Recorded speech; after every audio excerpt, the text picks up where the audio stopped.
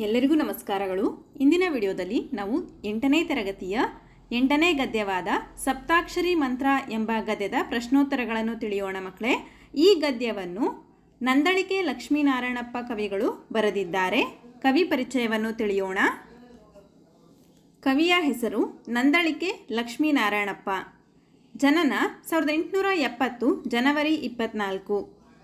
ಜನ್ಮಸ್ಥಳ ಉಡುಪಿ ಜಿಲ್ಲೆಯ ಕಾರ್ಕಳ ತಾಲೂಕಿನ ನಂದಳಿಕೆ. ಪೋಷಕರು ತಂದೆ ತಿಮ್ಮಪ್ಪಯ್ಯ, ತಾಯಿ ಮಹಾಲಕ್ಷ್ಮಮ್ಮ. ವೃತ್ತಿ ಉಡುಪಿಯ ಬೋರ್ಡ್ ಹೈಸ್ಕೂಲಿನಲ್ಲಿ ವ್ಯಾಯಾಮ ಶಿಕ್ಷಕರಾಗಿ ಸೇವೆ ಸಲ್ಲಿಸಿದ್ದಾರೆ. ಉಡುಪಿಯ ಕ್ರಿಶ್ಚಿಯನ್ ಹೈಸ್ಕೂಲಿನಲ್ಲಿ ಕನ್ನಡ ಪಂಡಿತರಾಗಿ ಸೇವೆ ಸಲ್ಲಿಸಿದ್ದಾರೆ. ಇವರು ಬರೆದಂತಹ ಕೃತಿಗಳು ರತ್ನಾವತಿ ಕಲ್ಯಾಣ ಮತ್ತು ಕುಮಾರ ವಿಜಯ ಎಂಬ ಯಕ್ಷಗಾನ ಪ್ರಸಂಗಗಳು, ಶ್ರೀರಾಮ ಪಟ್ಟಾಭಿಷೇಕಂ ಎಂಬ ಕಾವ್ಯ, ಅದ್ಭುತ ರಾಮಾಯಣ ಮತ್ತು ಶ್ರೀರಾಮಾಶ್ವಮೇಧಂ ಎಂಬ ಹಳೆಗನ್ನಡ ಗದ್ಯ ಕಾವ್ಯಗಳು. ಪ್ರಶಂಸೆ ಹೊಸ ಕನ್ನಡದ ಅರುಣೋದಯದ ಮುಂಗೋಳಿ. ಇವರ ಮರಣ 1901 ಫೆಬ್ರವರಿ 15ರಂದು ನಿಧನರಾದರು.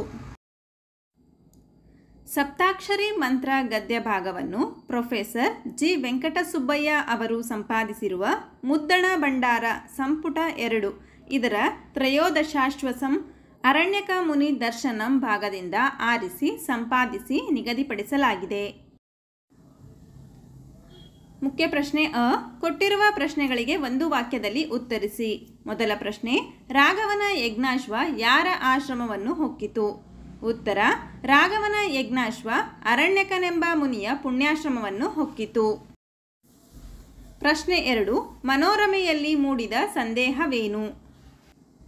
ಉತ್ತರ, ಅರಣ್ಯಕ ಮುನಿಗೆ ಸಾವಿರ ಸಂಖ್ಯೆಯಲ್ಲಿದ್ದ ಸೈನಿಕರಿಗೆ ಭೋಜನವನ್ನು ನೀಡಲು ಹೇಗೆ ಸಾಧ್ಯವಾಯಿತೆಂದು ಮನೋರಮೆಗೆ ಸಂದೇಹ ಮೂಡಿತು. ಪ್ರಶ್ನೆ 3, ಮುನಿಗಳಲ್ಲಿರುವ ಮಂತ್ರದ ಶಕ್ತಿ ಯಾವುದು? ಉತ್ತರ, ಬೇಡಿದ ದ್ರವ್ಯಗಳನ್ನು ಕೂಡಲೇ ತಂದುಕೊಡುವ ಮಂತ್ರದ ಶಕ್ತಿ ಮುನಿಗಳಲ್ಲಿದೆ. ಪ್ರಶ್ನೆ 4, ತಪಸ್ವಿಗಳಿಗೆ ಬೇರೆ ಗೊಡವೆ ಇಲ್ಲದಿರಲು ಕಾರಣವೇನು? ಉತ್ತರ, ತಪಸ್ವಿಗಳಿಗೆ ಜಪದ ಶಕ್ತಿಯ ನೆರವು ಇರುವುದರಿಂದ ಬೇರೆ ಗೊಡವೆ ಇರುವುದಿಲ್ಲ. ಪ್ರಶ್ನೆ 5, ಮುದ್ದಣನಿಗೆ ಸಿದ್ಧಿಸಿದ ಮಂತ್ರದ ಹೆಸರೇನು? ಉತ್ತರ, ಭವತಿ ಭಿಕ್ಷಾಂ ದೇಹಿ ಎನ್ನುವುದು ಮುದ್ದಣನಿಗೆ ಸಿದ್ಧಿಸಿದ ಮಂತ್ರ. ಮುಖ್ಯ ಪ್ರಶ್ನೆ ಅ.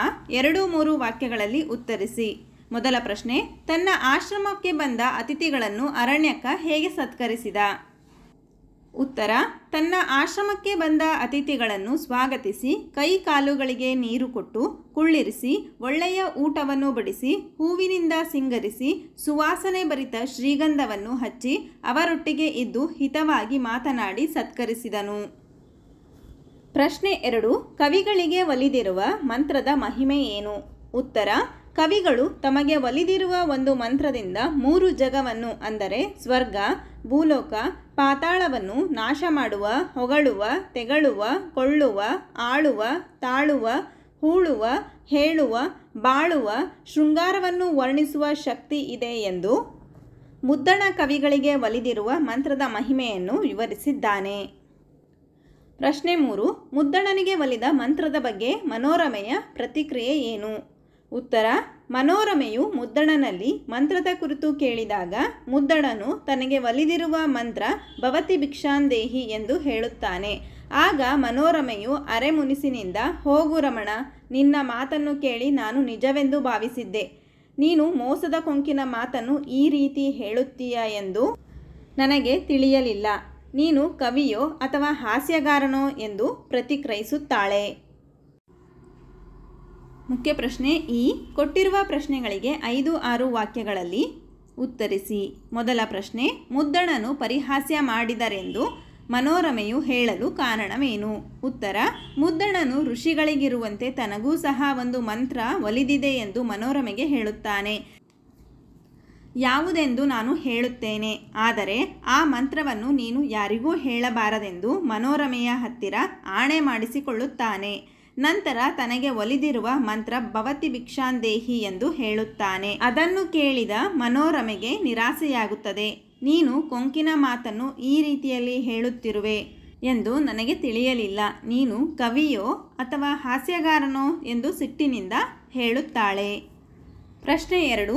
ಮುದ್ದಣನಿಗೆ ಒಲಿದ ಮಂತ್ರವನ್ನು ತಿಳಿದುಕೊಳ್ಳುವ ವಿಚಾರದಲ್ಲಿ ಗಂಡ ಹೆಂಡತಿಯ ನಡುವೆ ನಡೆದ ಸಂಭಾಷಣೆಯನ್ನು ನಿಮ್ಮ ಮಾತುಗಳಲ್ಲಿ ಬರೆಯಿರಿ.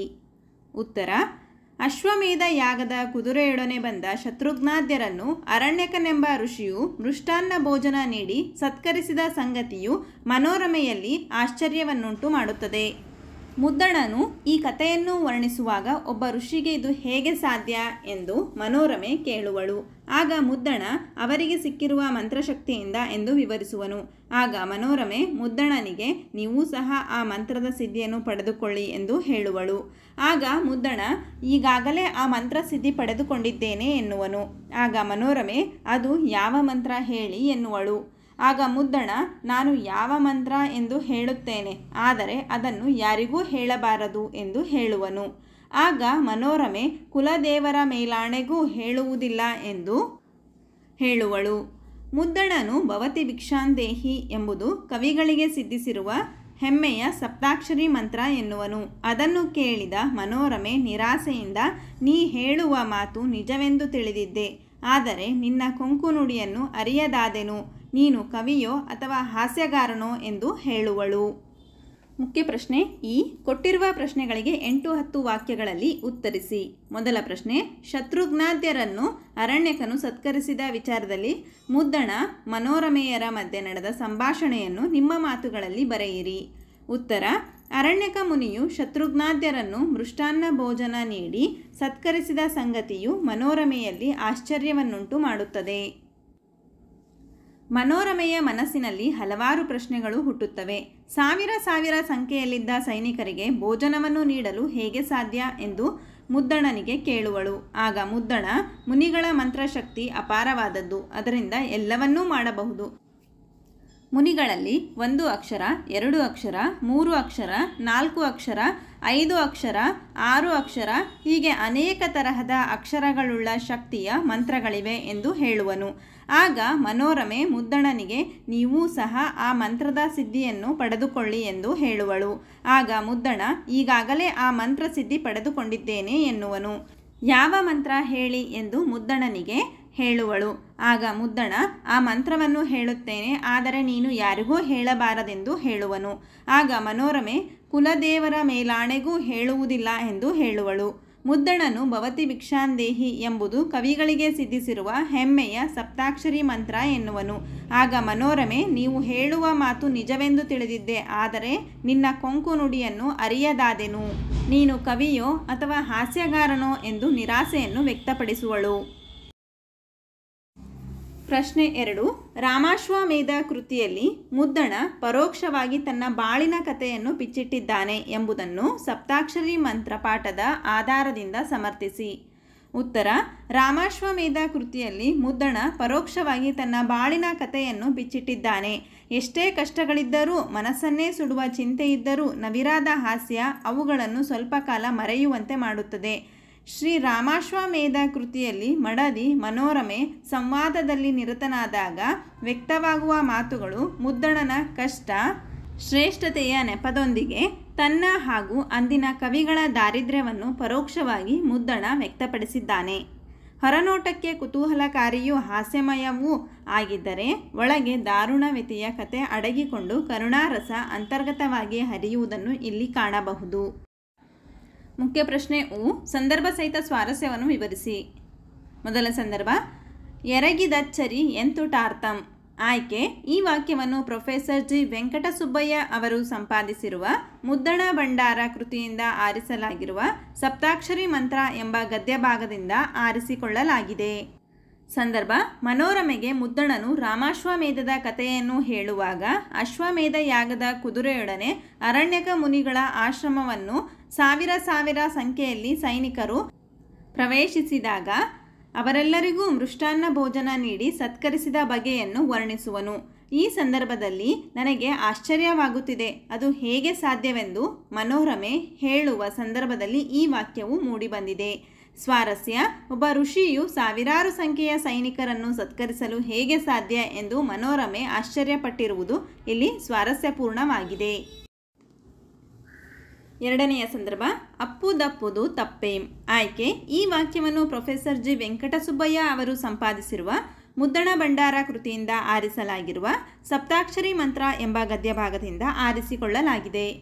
ಸಂದರ್ಭ ಅರಣ್ಯಕ ಮುನಿಗಳು ಸಾವಿರಾರು ಸೈನಿಕರಿಗೆ ಮೃಷ್ಟಾನ್ನ ಭೋಜನ ನೀಡಿ ಸತ್ಕರಿಸಲು ಹೇಗೆ ಸಾಧ್ಯವೆಂದು ಮನೋರಮೆ ಆಶ್ಚರ್ಯಚಕಿತಳಾದಾಗ ಬೇಡಿದ ದ್ರವ್ಯವನ್ನು ಕೂಡಲೇ ತಂದುಕೊಡುವ ಮಂತ್ರದ ಶಕ್ತಿ ಮುನಿಗಳಲ್ಲಿರುತ್ತದೆ ಎಂದು ಮುದ್ದಣ ಹೇಳುತ್ತಾನೆ. ಆಗ ಮನೋರಮೆ ತಪಸ್ವಿಗಳಿಗೆ ಜಪದ ಶಕ್ತಿಯ ನೆರವು ಇರುವುದರಿಂದ ಬೇರೆ ಗೊಡವೆ ಇರುವುದಿಲ್ಲ ಎಂದು ಹೇಳಿದಾಗ ಮುದ್ದಣನು ಹೌದು, ಅದರಲ್ಲಿ ತಪ್ಪೇನು ಎಂದು ಈ ಮೇಲಿನಂತೆ ಹೇಳುವನು. ಸ್ವಾರಸ್ಯ: ತಪಸ್ವಿಗಳಿಗೆ ಮಂತ್ರಗಳ ಶಕ್ತಿ ಇರುವುದರಲ್ಲಿ ತಪ್ಪೇನೂ ಇಲ್ಲ ಎಂದು ಮುದ್ದಣ ಸಮರ್ಥಿಸಿರುವುದು ಇಲ್ಲಿ ಸ್ವಾರಸ್ಯಕರವಾಗಿದೆ. ಮೂರನೆಯ ಸಂದರ್ಭ ಎಮ್ಮವರೊಂದಿಗೆ ನಗುವ. ಆಯ್ಕೆ ಈ ವಾಕ್ಯವನ್ನು ಪ್ರೊಫೆಸರ್ ಜಿ ವೆಂಕಟಸುಬ್ಬಯ್ಯ ಅವರು ಸಂಪಾದಿಸಿರುವ ಮುದ್ದಣ ಭಂಡಾರ ಕೃತಿಯಿಂದ ಆರಿಸಲಾಗಿರುವ ಸಪ್ತಾಕ್ಷರಿ ಮಂತ್ರ ಎಂಬ ಗದ್ಯಭಾಗದಿಂದ ಆರಿಸಿಕೊಳ್ಳಲಾಗಿದೆ. ಅರಣ್ಯಕ ಮುನಿಗಳು ತಾವು ಪಡೆದ ಮಂತ್ರದ ಶಕ್ತಿಯಿಂದ ಸಾವಿರಾರು ಸೈನಿಕರಿಗೆ ಸತ್ಕಾರ ಮಾಡಲು ಸಾಧ್ಯವಾಯಿತು ಎಂದು ಮುದ್ದಣ ಮನೋರಮೆಗೆ ಹೇಳಿದನು. ಆಗ ಮನೋರಮೆ, ನಿನ್ನಂಥ ಕವಿಗಳು ಮನೆಯೊಳಗೆ ಇಷ್ಟೊಂದು ಕಷ್ಟವಿದ್ದರೂ ಸಹ ಸುಮ್ಮನೆ ಹಾಳು ಕಥೆಗಳನ್ನು ಬರೆದುಕೊಂಡಿರುವಿರಿ.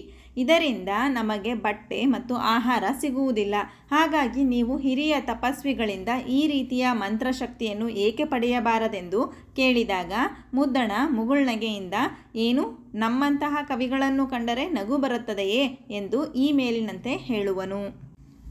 ಸ್ವಾರಸ್ಯ: ಹೊರನೋಟದಿಂದ ಹಾಸ್ಯಮಯವಾಗಿ ಕಂಡರೂ ಸಹ ಕವಿಗಳ ಪರಿಸ್ಥಿತಿಯ ದಾರುಣವಿತೆಯು ಇಲ್ಲಿ ಸ್ವಾರಸ್ಯಕರವಾಗಿದೆ.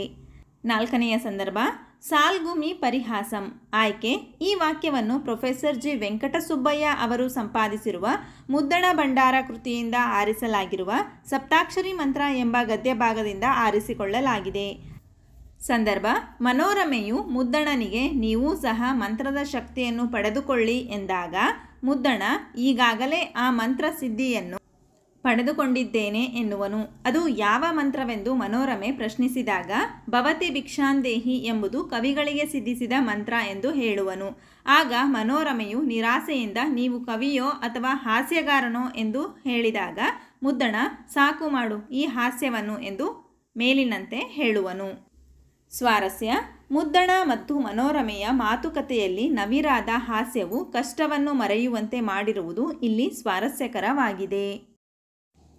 ಮುಖ್ಯ ಪ್ರಶ್ನೆ ಉ. ಮೊದಲೆರಡು ಪದಗಳಿಗಿರುವ ಸಂಬಂಧದಂತೆ ಮೂರನೆಯ ಪದಕ್ಕೆ ಸಂಬಂಧಿಸಿದ ಪದವನ್ನು ಬರೆಯಿರಿ. ಮೃಷ್ಟಾನ್ನ ಸವರ್ಣದೀರ್ಘ ಸಂಧಿ, ಒಡನಿರ್ದು ಲೋಪಸಂಧಿ, ಕಾವ್ಯ ಕಬ್ಬ, ಆಶ್ಚರ್ಯ ಅಚ್ಚರಿ, ಮನ್ನಿಸಿ ಗೌರವಿಸಿ, ಭಾವನ್ನ ಶ್ರೀಗಂಧ, ಕುವೆಂಪು ಕುಪ್ಪಳ್ಳಿ, ಮುದ್ದಣ ನಂದಳಿಕೆ. ಅಭ್ಯಾಸ ಚಟುವಟಿಕೆ: ಕೊಟ್ಟಿರುವ ಪ್ರಶ್ನೆಗಳಿಗೆ ಉತ್ತರಿಸಿ. ಮೊದಲ ಪ್ರಶ್ನೆ, ತತ್ಪುರುಷ ಸಮಾಸ ಎಂದರೇನು? ಉತ್ತರ: ಪೂರ್ವೋತ್ತರ ಪದಗಳು ನಾಮಪದಗಳಾಗಿದ್ದು ಪೂರ್ವಪದದ ಅಂತ್ಯದಲ್ಲಿರುವ ವಿಭಕ್ತಿ ಪ್ರತ್ಯಯ ಸಮಾಸವಾಗುವಾಗ ಲೋಪವಾದರೆ ಅದೇ ತತ್ಪುರುಷ ಸಮಾಸ. ಇದರಲ್ಲಿ ಉತ್ತರ ಪದದ ಅರ್ಥ ಪ್ರಧಾನ. ಉದಾಹರಣೆ: ಬೆಟ್ಟದ ಪ್ಲಸ್ ತಾವರೆ, ಬೆಟ್ಟದಾವರೆ, ವಯಸ್ಸಿನಿಂದ ಪ್ಲಸ್ ವೃದ್ಧ, ವಯೋವೃದ್ಧ. ಎರಡನೆಯ ಪ್ರಶ್ನೆ, ಕರ್ಮಧಾರೆಯ ಸಮಾಸದ ವಿಧಗಳಾವುವು? ಉತ್ತರ: ಕರ್ಮಧಾರೆಯ ಸಮಾಸದಲ್ಲಿ 4 ವಿಧಗಳಿವೆ. ವಿಶೇಷಣ ಪೂರ್ವಪದ ಕರ್ಮಧಾರೆಯ, ಉಪಮಾನ ಪೂರ್ವಪದ ಅಥವಾ ಉಪಮಾನ ಪರಪದ ಕರ್ಮಧಾರೆಯ, ಸಂಭವನಾ ಪೂರ್ವಪದ ಕರ್ಮಧಾರೆಯ, ಅವತರಣಾ ಪೂರ್ವಪದ ಕರ್ಮಧಾರೆಯ ಸಮಾಸ. ಪ್ರಶ್ನೆ 3, ದ್ವಿಗು ಸಮಾಸ ಎಂದರೇನು? ಉದಾಹರಣೆ ಕೊಡಿ. ಉತ್ತರ: ಪೂರ್ವಪದ ಸಂಖ್ಯಾವಾಚಕವಾಗಿದ್ದು ಉತ್ತರ ಪದ ನಾಮಪದವಾಗಿದ್ದರೆ ಅದನ್ನು ದ್ವಿಗು ಸಮಾಸ ಎನ್ನುವರು. ಉದಾಹರಣೆ: 3 ಪ್ಲಸ್ ಮಡಿ ಮುಮ್ಮಡಿ, 4 ಪ್ಲಸ್ ದೆಸೆ ನಾಲ್ದೆಸೆ, ಪಂಚಗಳಾದ ಪ್ಲಸ್ ಇಂದ್ರಿಯ ಪಂಚೇಂದ್ರಿಯ. ಪ್ರಾಯೋಗಿಕ ಭಾಷಾಭ್ಯಾಸ. ಕೊಟ್ಟಿರುವ ಸಮಾಸ ಪದಗಳನ್ನು ವಿಗ್ರಹಿಸಿ ಸಮಾಸವನ್ನು ಹೆಸರಿಸಿ. ಚಳಿಗಾಲ, ಚಳಿಯ ಪ್ಲಸ್ ಕಾಲ, ಕರ್ಮಧಾರೆಯ ಸಮಾಸ. ಯಜ್ಞತುರಂಗ, ಯಜ್ಞದ ಪ್ಲಸ್ ತುರಂಗ, ತತ್ಪುರುಷ ಸಮಾಸ. ಸವಿಗೂಳು, ಸವಿಯಾದ ಪ್ಲಸ್ ಕೂಳು, ತತ್ಪುರುಷ ಸಮಾಸ. ಮೃಷ್ಟಾನ್ನ, ಮೃಷ್ಟವಾದ ಪ್ಲಸ್ ಅನ್ನ, ಕರ್ಮಧಾರೆಯ ಸಮಾಸ. ಏಕಾಕ್ಷರಿ, ಏಕವಾದ ಪ್ಲಸ್ ಅಕ್ಷರಿ, ದ್ವಿಗು ಸಮಾಸ. ಪಂಚಾಕ್ಷರಿ, ಪಂಚಗಳಾದ ಪ್ಲಸ್ ಅಕ್ಷರಿ, ದ್ವಿಗು ಸಮಾಸ. ಮೂಜಗ, 3 ಪ್ಲಸ್ ಜಗ, ದ್ವಿಗು ಸಮಾಸ. ಸಪ್ತಾಕ್ಷರಿ ಸಪ್ತಗಳಾದ ಪ್ಲಸ್ ಅಕ್ಷರಿ ದ್ವಿಗು ಸಮಾಸ. ನಮ್ಮ ವಿಡಿಯೋ ಇಷ್ಟವಾದಲ್ಲಿ ಪ್ಲೀಸ್ ಸಬ್ಸ್ಕ್ರೈಬ್ ಮಾಡಿ, ಲೈಕ್ ಮಾಡಿ, ಶೇರ್ ಮಾಡಿ, ಪ್ರೋತ್ಸಾಹಿಸಿ.